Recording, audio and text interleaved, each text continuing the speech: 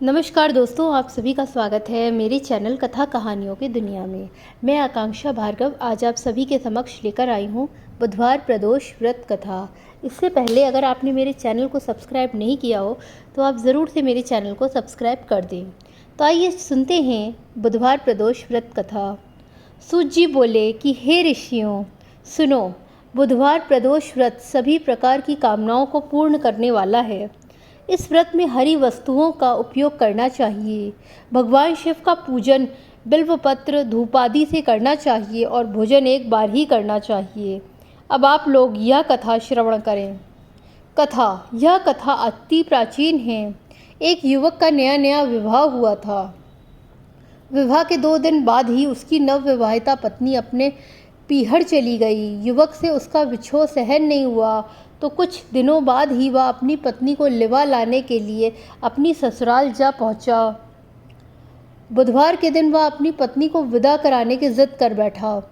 ससुराल वालों ने काफ़ी समझाया कि बुधवार को बेटी को विदा नहीं किया जाता, किंतु वह नहीं माना और पत्नी को विदा करवाकर अपने घर की ओर चल पड़ा। अभी वे पति पत्नी नगर के बाहर पहुंचे ही थे कि पत्नी को प्यास लगी। पति लोटा लेकर पानी की खोज में चला गया। पत्नी एक पेड़ के नीचे बैठकर पति के आने की प्रतीक्षा करने लगी। जब पति पानी लेकर लौटा तो उसे देखकर घोर आश्चर्य हुआ कि उसकी पत्नी के पास उसी का हमशक्ल युवक बैठा है और दोनों हंस हंस कर बातें कर रहे हैं। यह देख पति क्रोधित हो गया। फिर वह अपने हमशक्ल युवक से झगड़ने लगा। दोनों गुत्थम गुत्था हो गए। तब तक वहाँ काफ़ी भीड़ इकट्ठा हो गई। यह देखकर पत्नी को भी बड़ा आश्चर्य हुआ। इसी बीच सिपाही भी वहां आ गए।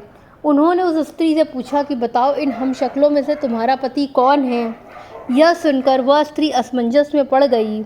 अपनी पति की ऐसी अवस्था देखकर युवक ने भगवान शिव से प्रार्थना की कि हे प्रभु, आप हमारी रक्षा करें। मुझसे बड़ी भूल हो गई कि मैं बुधवार को अपनी पत्नी को उसके पीहर से विदा करा लाया। अब भविष्य में कभी भी ऐसा नहीं करूँगा। युवक द्वारा ऐसी प्रार्थना करते ही दूसरा हमशक्ल युवक अंतर्ध्यान हो गया और वे पति पत्नी सकुशल घर पहुंच गए। तब से दोनों पति पत्नी नियम पूर्वक बुधवार प्रदोष व्रत करने लगे।